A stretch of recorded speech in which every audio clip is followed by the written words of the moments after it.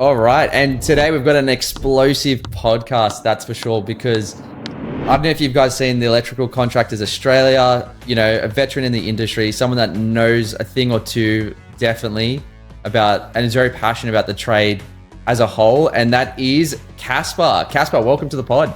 Thanks, mate. Nice to be here. Mate, I can't wait to get into this because, you're an SSS member as well, and you've got some awesome views, and you've been mentored by quite a few people as well, and I think you're very passionate about the whole industry leveling up together. So, before we get into it, like, who is Caspar, and tell us a bit about your company? Yeah, so I'm Melbourne born and bred. Been running my own business since 2010. We've got four guys, dedicated admin. Actually putting an apprentice on soon as well. So kind of growing. Really last couple of years been focusing pretty hard on the business, doing a lot of coaching and just getting better and better as we go along. I'm a family man. I've got 4 kids and a beautiful wife. So yeah, that's pretty much me. That's beautiful. That's beautiful. And what sort of work do you do, Caspar? So we work in the insurance space. We do commercial installs, work a couple of builders, just a wide, and also residential maintenance and installation work. So, and what's your favorite type of electrical? Like, if you had to pick one, so if I pick anything, I would probably say motor control. And, and commercial. So that's quite tech, right? Yeah, it's not too bad. Yeah, you just have to think a bit more. I really enjoy that, so it's fun. Yeah. And do you prefer to be on the tools or off? A bit of both. You want to have that option, eh? Yeah, I don't think I can sit in an office 24/7. Yeah. I love getting around the boys, and I love dealing with clients and speaking to people, so like a mix is good for me. Oh, yeah. Nice. I absolutely love that. And I want to dive straight into the hot topics because I know you're not a fence sitter, so I like people that. Would you call yourself a fence sitter? No. I'll tell you how it is, mate. Yeah, tell it straight. I love that. Get it. I'm a big fan of that. And something that you're very passionate about is the electrical industry. Because how long have you been in business for? 2010 is when I first started. Well, so about 14 years. Yeah. 15. You're going on 15 years. Yeah, this year. So that's amazing because we have a lot of people. You've been in for 14 to 15 years, right, in the electrical industry, right? As a business owner now, or is that as a business owner or as a getting into it? No, so I've had the business since then. I did have a break in the middle where I became a power linesman. Did that for 4 years, right. But I had the business running while I was doing that, and then got out of that and back in, hooked right in once I got out. Yeah, sweet. So had a break from the industry and then.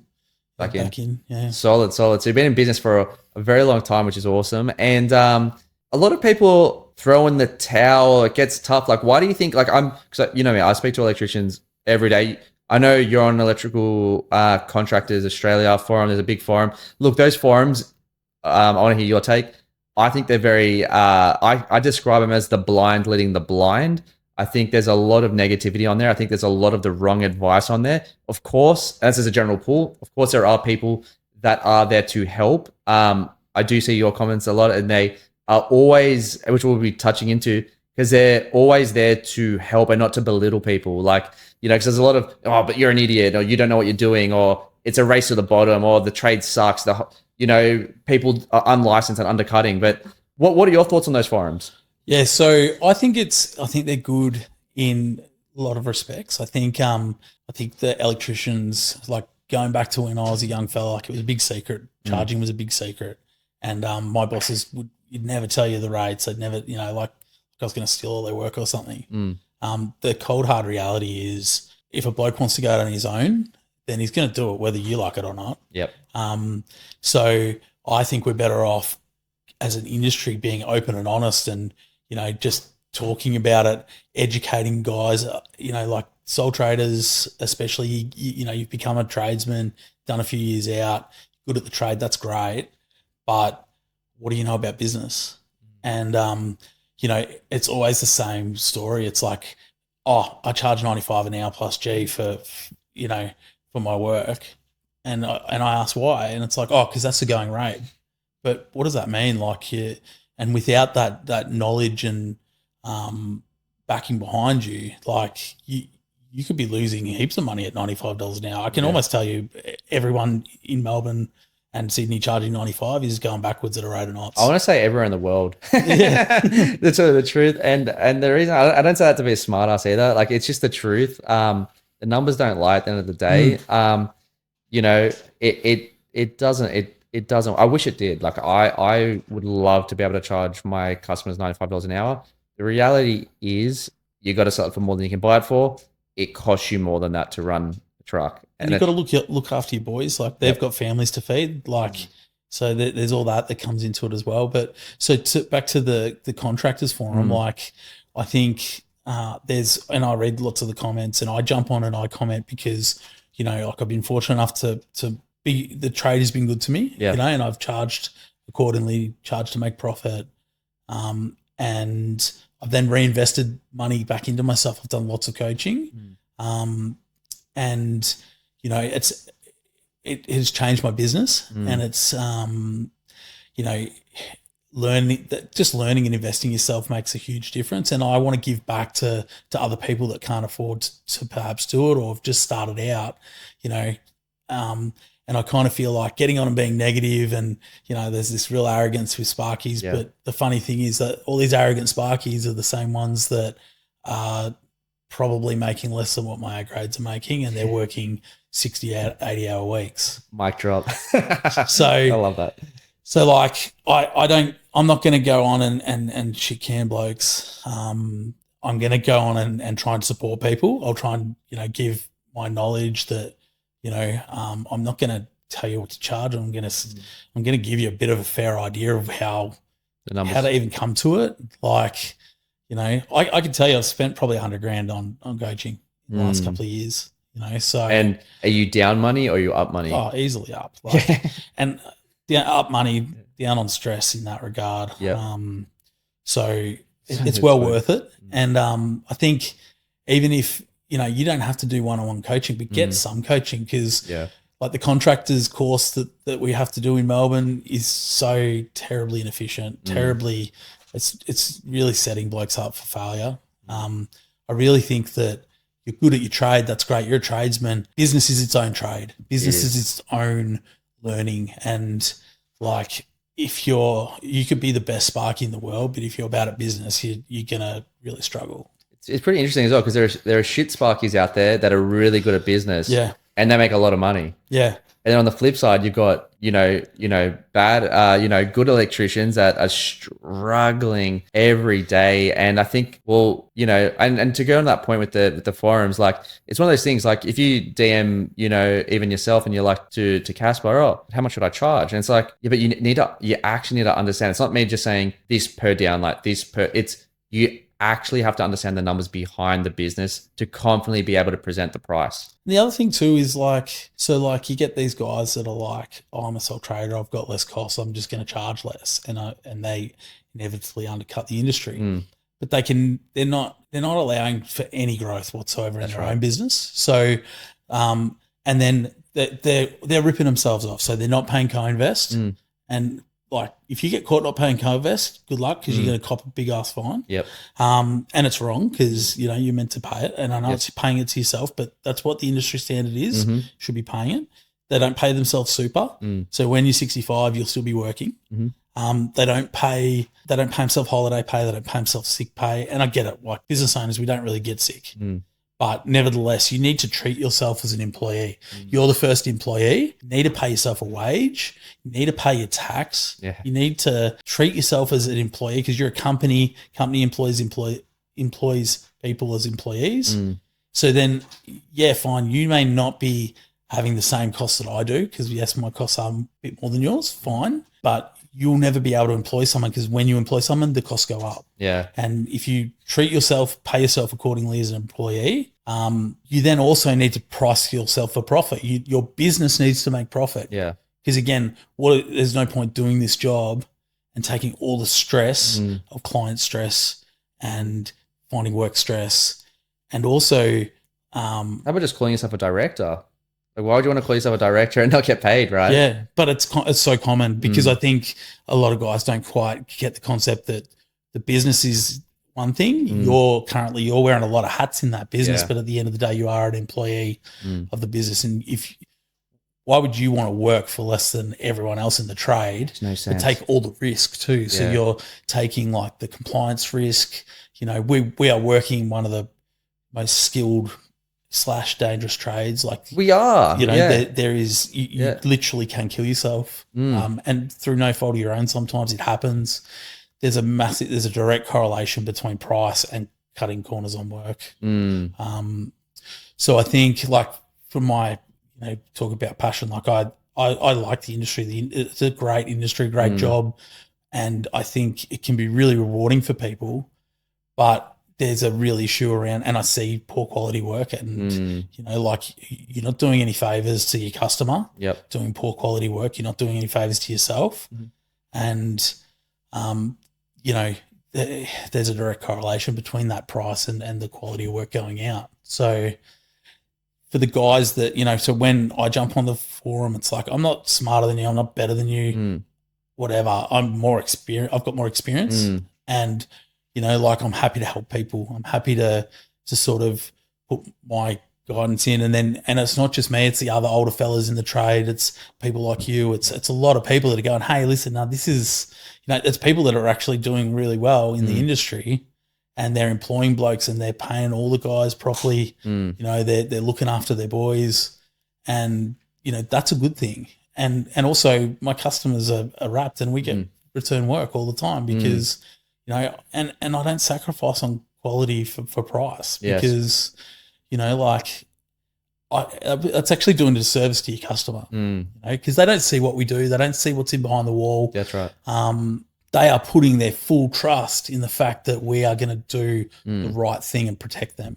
100%. So- I love that. Yeah. Yeah. So- And what I'd say on that as well is, like, it's I think with the whole industry, because I think you mentioned that word before, arrogance. There's an arrogance in the trade that just because someone's a good electrician, they're going to be good at business. And, I don't know where it comes from, but everyone just, I think because they're so used to just coming from a wage, and then it feels like they're getting paid a lot more. But then, there's so many people that are behind, like you said, they're behind on super, they're behind on their taxes. Like, taxes are not a surprise. Like, they're a thing that you got to account for, right? So it's not like, oh, like, I got an unexpected BAS bill.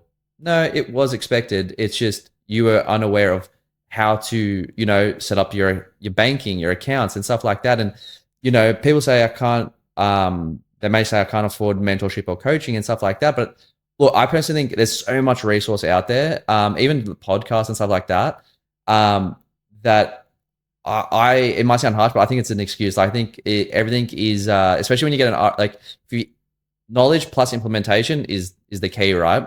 So if you find a mentor that you like and you want to engage with, and knowledge is power. So if it's not just a one mentor. Like, I commit to at least 1 to 2 mentorships a year. For me, I'm not forever a student.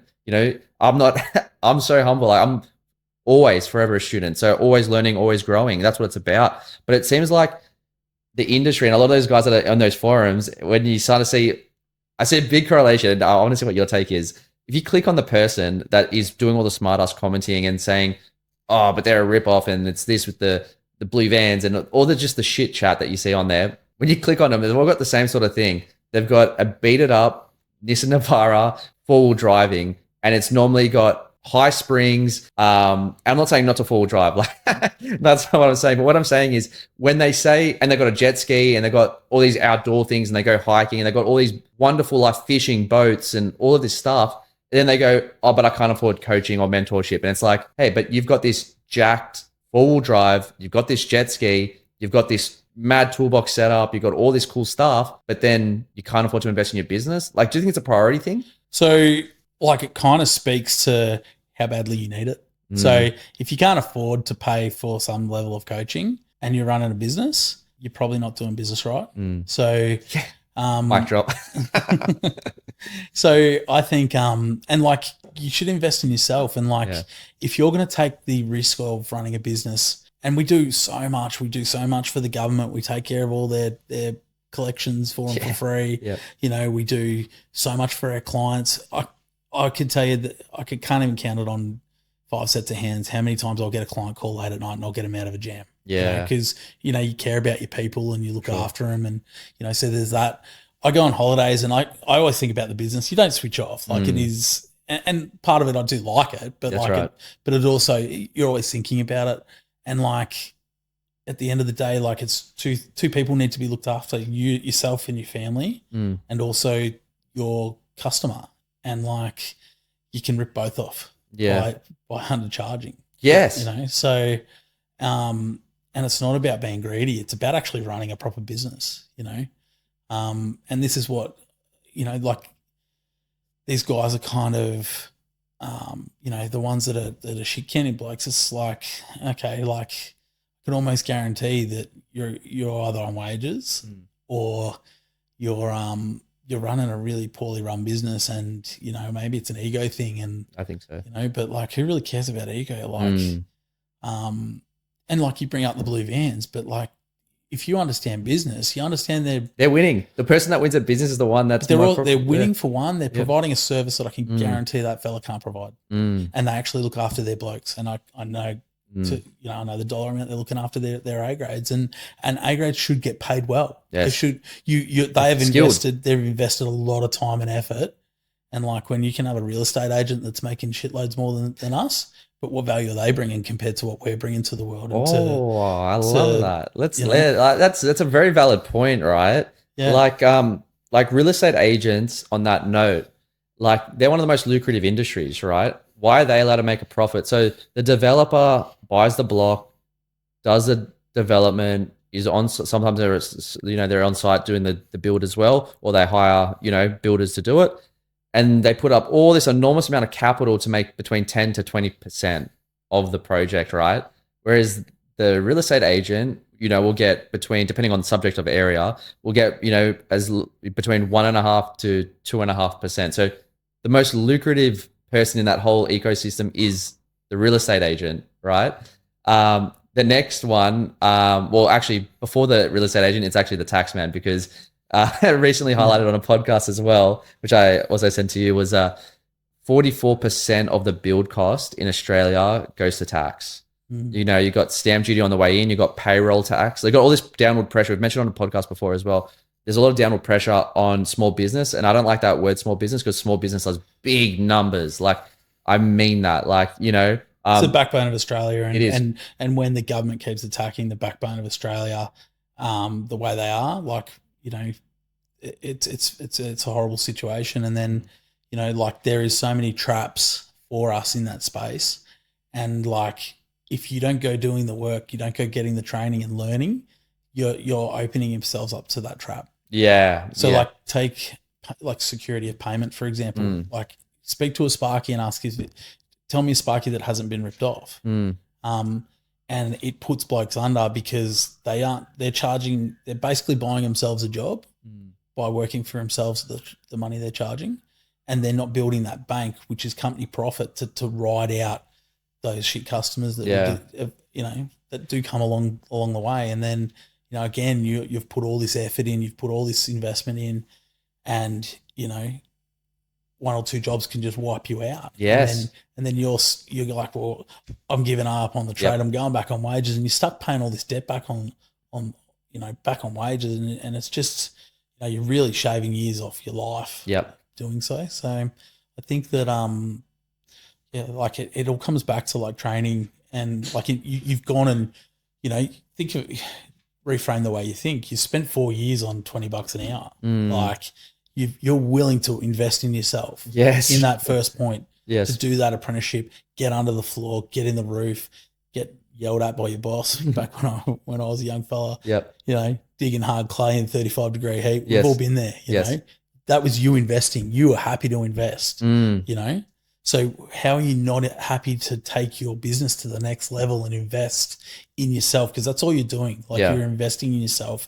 You're learning, and it doesn't need to be $100,000. It could be as little as $10,000. You could do over a year or 2 years, and you will have a marked difference. You'll protect yourself and your business and your family, and you'll be better for it. Yeah.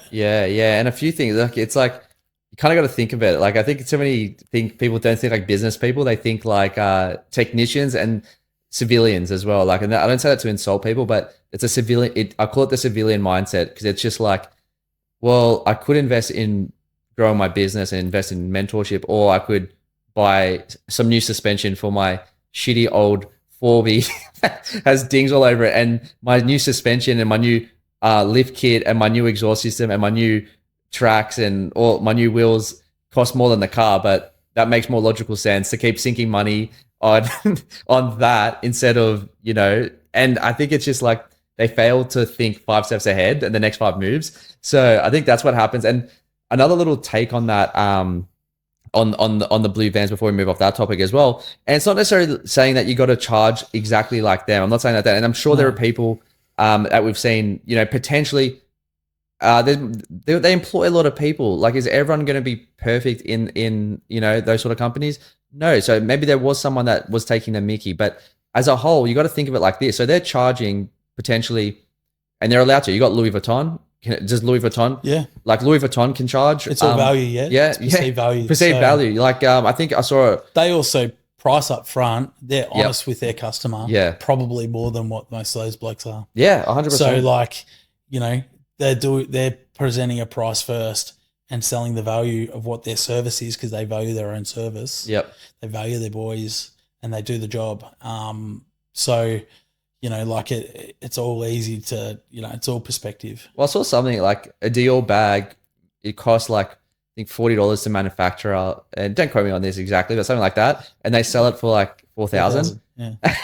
And I'm just like, wow, get me on that business. Like people I'd love that. You know what I mean? People go to McDonald's Yeah. and they will spend $15 on a Big Mac meal or whatever, and they're making 1,000% on their markup on stuff. But people are like, oh, whatever. Yet they're going to complain about the local guy who's supporting his family, his community, and everything else. You know, for doing something that is significantly more important to their life, to their, you know, to the security and well-being of their family.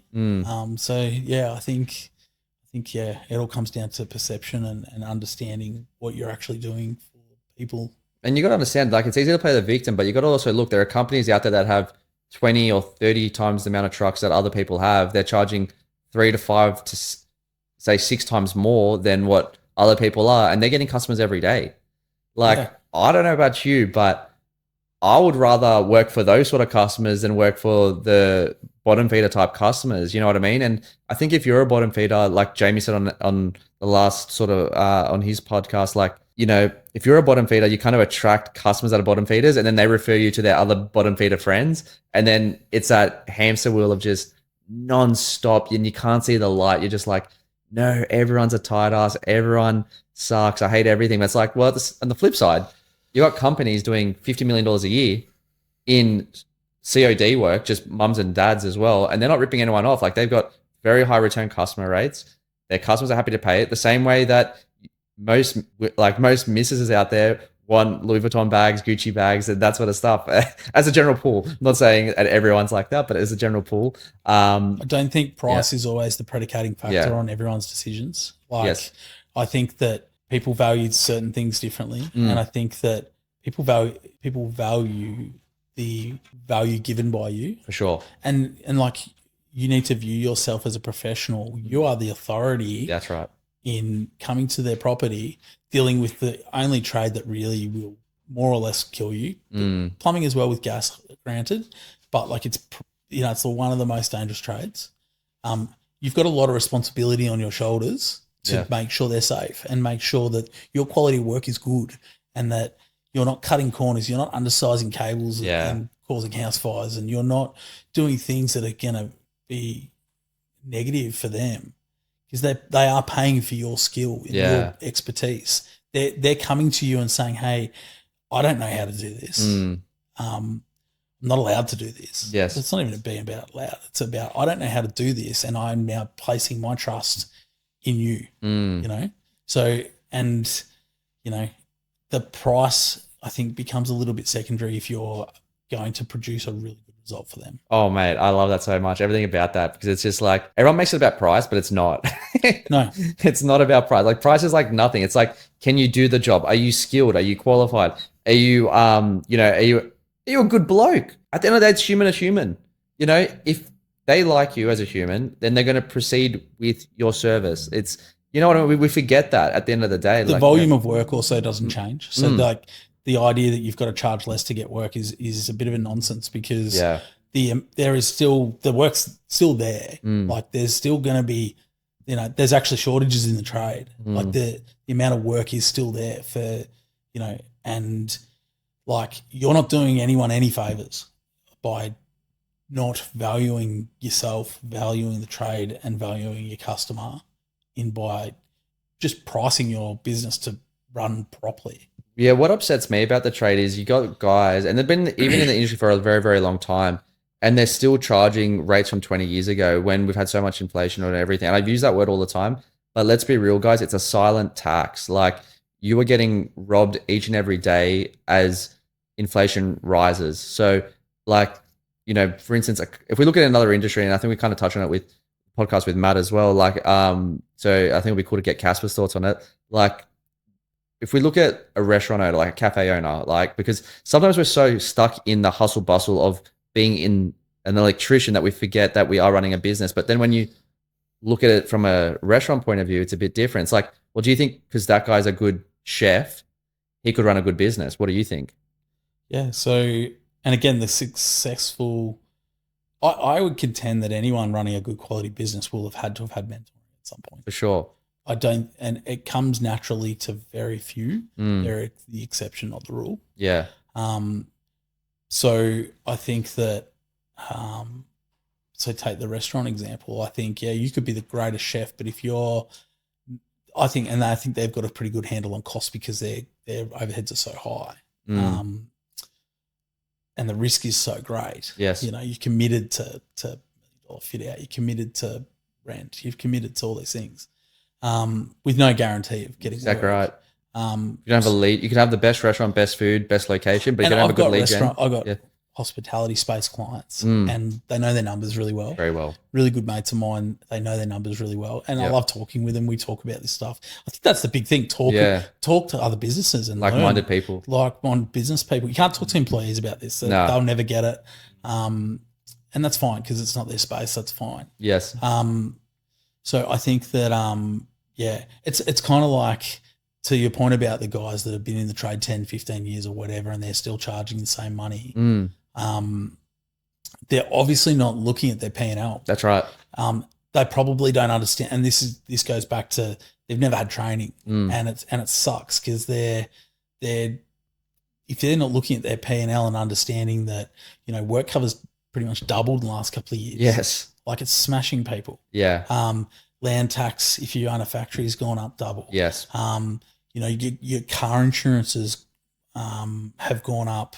So my insurances went up 20% last year. Crazy. And I had to go back to market because I was like, this doesn't feel right. So it's checking your numbers and knowing your numbers, and because it affects you greatly. And I think looking at your P&L every month and going, how am I tracking?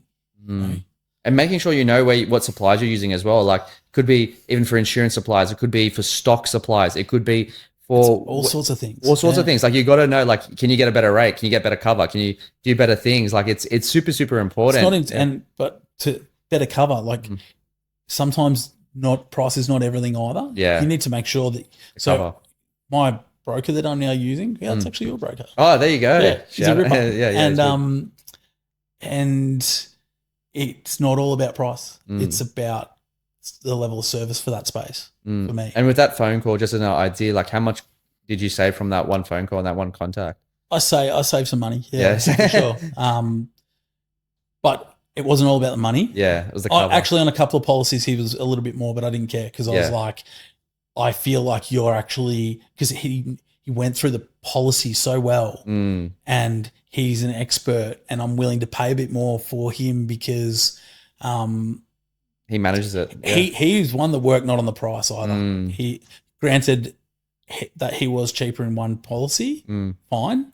It was more that he went through and was like bullish about making sure that I was going to be covered in the event of an accident or an event of an insurance claim, which is way more value to me What's the point of paying insurance if it's not going to pay out when you need it to? Mm.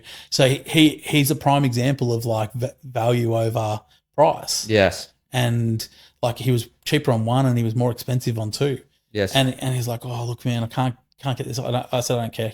You're doing, you're providing value that I want. And I'm not after the cheapest price. I'm after someone who's doing the job right. Yeah. And that's what he was doing for me. Yeah, see, that's awesome. That's all. It's all about service, right? It's same with your customers. It's you win on service, not on price. Like that's like I just want to scream it out. And that's the thing. It's like, and I think people are stuck in that old school way. Like, you know, there might have been a cafe owner, but like realistically, when you break down, you know, that, and I just want to use as an example, like a cup of coffee, you're paying for the electricity, the rent, the fit out, the milk, the coffee shot, the person making the labor of the coffee. It is the same in your electrical business. And that's what I want to say, like, because I know we're so stuck in it's like, oh, no, but I'm just doing this, I'm doing that, I'm doing that. But it's like, that's what goes into your charge out rate. And it's not like, oh, yeah, she'll be right. Like, let's fluke it. It's like, no, we have spreadsheets. We know the numbers. You don't need to guess things. Like, you don't have to have a surprise. You don't have to have a surprise tax bill. You don't have to have a surprise. I know down to the dollar how much it cost me to put a bloke on the road. Boom. Every day. I literally sat with my accounting coach this morning and worked it out. See, super and important. we do it every year. Yeah. Because things go up. And it has gone up.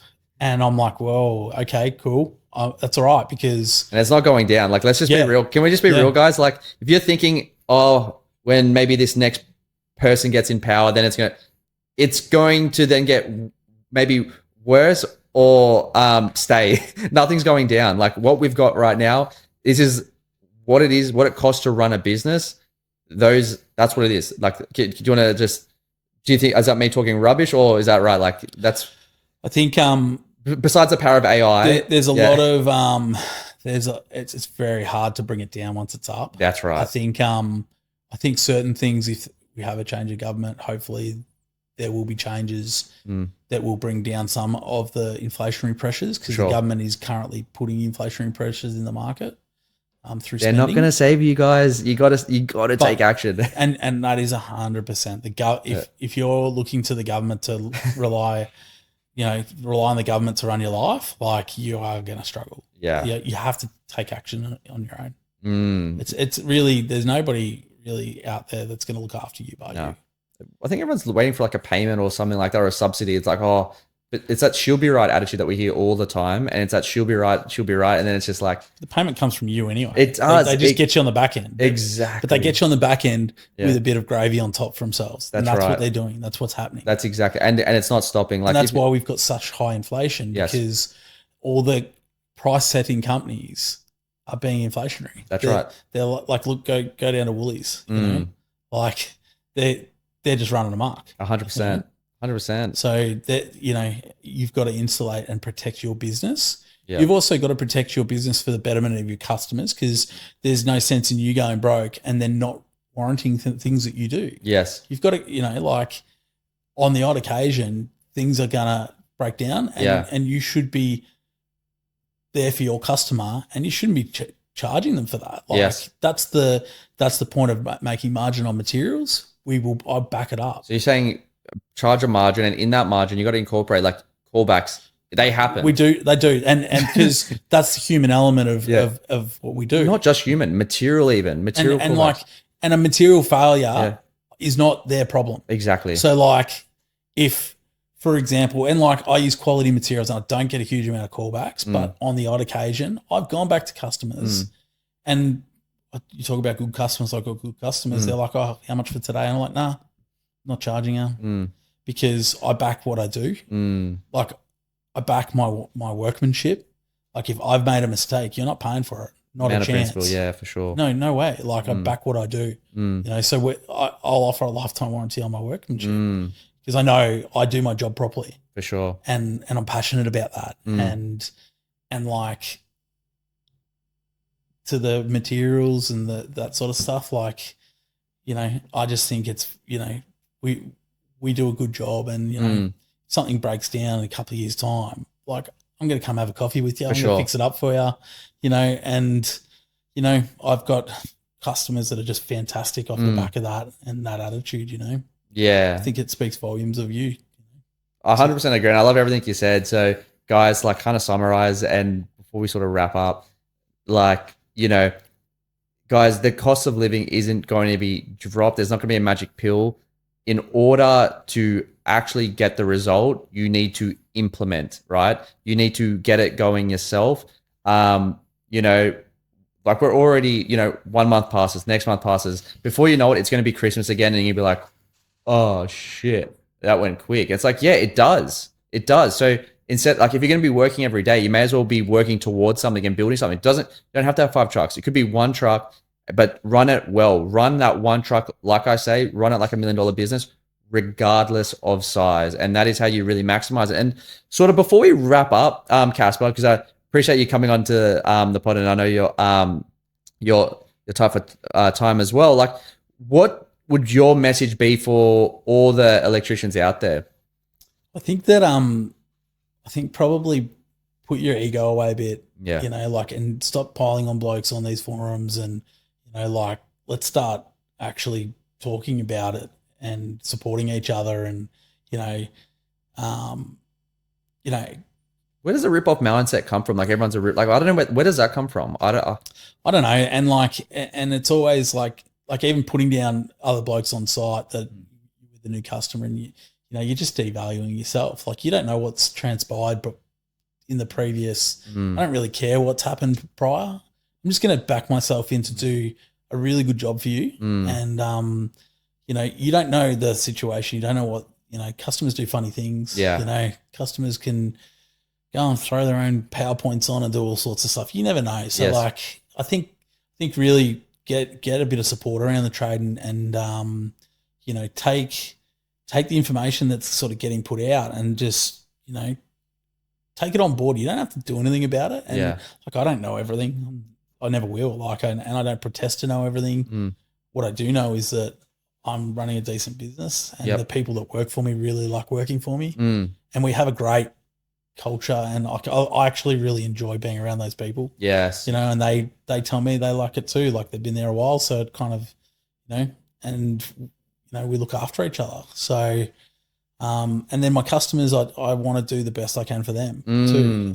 But I need to, you know, the business needs to make money. Yep. And I also need to be paid. For sure. And then you can invest. Like, people, I know you're big on investment as well, and you got your head screwed on, right? So you're thinking, again, which is where most technicians fail. They can't think the next move, right? So basically, you got to get and you tell me if I'm wrong on this order, you got to get your business right first, right? Then you can look at, you know, investing and stuff like that. Because too many people with all this stuff on the internet, it's like, oh, do this, got to do that, got to do that. It's like, bro, like, you're not even paying yourself a wage. Like, your business is a mess. You don't even have a separate bank account. Your personal is your business. And then it's just like, what are your thoughts? Like, do you reckon they need to? There's a great saying, pay the price now so you can pay any price later. Oh, mate. So, like, and it goes to invest in yourself with training, invest in yourself with buying a house, or invest in yourself buying shares, or buying an investment that to set yourself up, you know, and like, all of that is possible. It's possible for employees. Yeah. It's possible for business owners. Yeah. Again, it's get training. So like, I've done a lot of training in shares and finance and stuff like that, because you know, if you do that training, like, I don't know everything. So you got to talk to we were talking last night at Meat Maiden as well at the dinner, and it was great because, like, it wasn't a service level BS conversation. Like, it's like, it's good when someone actually knows stuff and then the other person knows stuff, and it's actually a proper convo and challenges stuff. Like, yeah, but I've looked at that, but I was advised with my accountant that it wouldn't work for this and this and this. Yeah. And then you were like, well, I believe it does work for this and this and this. And then Matt was like, well, I do it like this because of this and this. And I was just like, wow, like, they all make sense. And, you know, I respect his opinion and your opinion. It's different to mine. Exactly. But that's cool. And you know what? It makes me think, and it makes me go, okay, maybe I'll reassess. Maybe, you know, because, like, at the end of the day, like I just want to get better, and I don't really care about how I get there. It's where I want to get to, you know. So like you've got a different philosophy, and it's like cool. I'm going to listen to you, where your head's at with it, and you know, like we've all got different experiences, and you know, like at the end of the day, if we're all just trying to get to you and I are trying to get to the same location. Yeah. Matt is any bloke that's trying to better themselves at that dinner are all just trying to get to the same location. And I'm not looking to be Donald Trump and being a multi-billionaire, not by any stretch. I'm just looking after just setting up my family, setting up my kids. That's what we want. And I think that's the general consensus for because the reality is it's hard to buy property in Australia. It is. So like I know for a fact that I am going to have to assist my children in one way or another.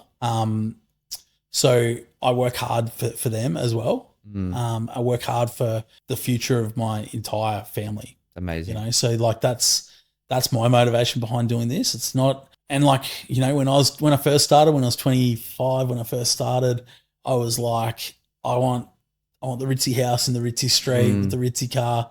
You get a bit older and a bit wiser, and I couldn't give two shits about that stuff anymore. Yeah, the car I'm over now. After driving them, like I rent them like when I go overseas and stuff. But man, once you drive a Lambo or a Ferrari or something like that, yeah, cool. Like if that's your thing, get it. But and exactly, like if you're into that and that's what makes you tick, sweet. Not, you know, you do you. But I thought I had to have one, but then I drove one and I was like, well, my car's got windscreen wipers. This has got a blinker. I was like, this is not that great. And I was like a buzzkill for me. I was like, oh my God, I don't even want a Lambo anymore. But yeah. So I think but honestly, it is achievable in this industry. It's a great industry. It's a great career. We just need to address a few things and you know, like I think if enough guys keep getting training, everyone is going to win off the back of it. Everyone eats, everyone wins. And I think that's everyone, including the customers, which is 100% the number one focus for what we do. And the whole industry levels up, and that's a beautiful thing, because that's the thing what it is. Like no one's saying to be multi-billionaire and things like that, but at the end of the day, and that's why I said there's a lot of BS with like private jets and do this, Dubai, and you know, all that. But it's just like, man, at the end of the day, we just want financial security is very important. Everyone wants to do the right thing by their family. It's beautiful that, you know, you've come to a realization. It's black and white. It's not an emotional thing. It's black and white. It's like, okay, well, let's be honest. Are the government going to get smarter, or are they going to keep making, you know, negligent decisions? I'll say it like that, right? And it's like, well, if you look at the track record, if we look at history, negligent decisions is on the rise. And it doesn't like in Australia, for instance, like in America, I think you guys are on the right path. But maybe in Australia, it might be, you know, we were a bit more easygoing here. And I think you got to accept, like, okay, these are the cards that we're dealt. This is the situation. So take charge of that, right? Take charge. And you've come to that conclusion. You're like, well, I'm going to do whatever I can to then propel my children's future. And I think everyone wants that. Let's be real. I think that's the most beautiful thing. So no, that's awesome. And Caspar, mate, we'll wrap up on that. And I really appreciate you coming onto the pod.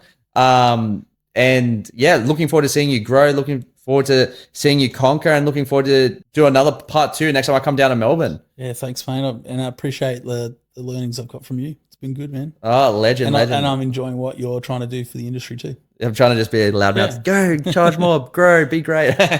Awesome. Run good businesses. Run good businesses. That's it. Level up the whole industry. Let's get it. Thank you, Caspar. Cheers. And that's a wrap.